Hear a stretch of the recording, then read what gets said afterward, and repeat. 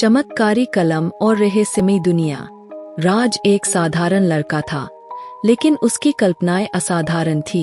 वह कहानियां लिखने का शौकीन था और अक्सर अपने ख्यालों में खोया रहता।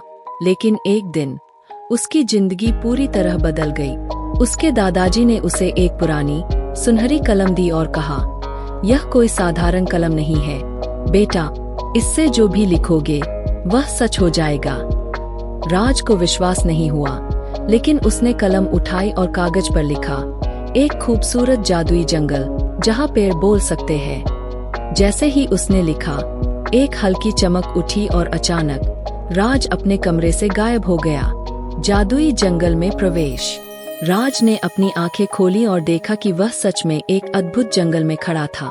यहाँ के पेड़ आपस में बातें कर रहे थे, रंग बिरंगे पक्षी हवा में तैर रहे थे और आसमान में तारे दिन में भी चमक रहे थे।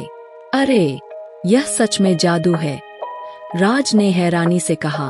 तभी एक चमकीला उल्लू उसके पास आया और बोला, राज, तुम ही वह लेखक हो जो इस दुनिया को बचा सकता है। राज को कुछ समझ नहीं आया। बचाना?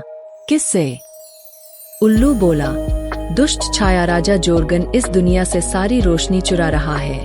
अगर उसे रोका नहीं गया तो यह जंगल अंधेरे में डूब जाएगा। मिशन रोशनी की रक्षा। राज ने अपनी जादुई कलम निकाली और सोचा, अगर मैं लिख सकता हूँ तो मैं इस दुनिया को बदल भी सकता हूँ। उसने जल्दी से लिखा। एक तेज रोशनी का गोला प्रकट हुआ जिसने अंधेरे को मिटा दिया।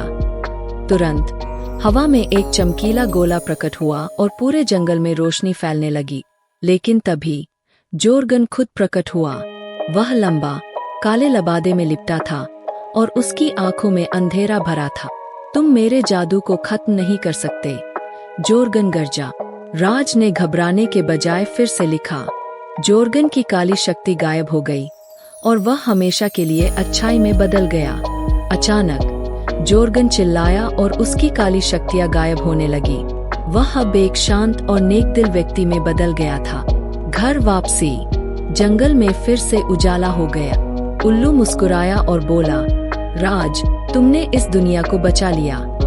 जैसे ही राज ने यह सुना, एक हल्की चमक हुई और वह वापस अपने कमरे में आ गया। उसकी जादुई कलम अभी भी उसके हाथ में थी, लेकिन अब वह जानता था कि यह सिर्फ कहानियां लिखने के लिए नहीं, बल्कि दुनिया बदलने के लिए।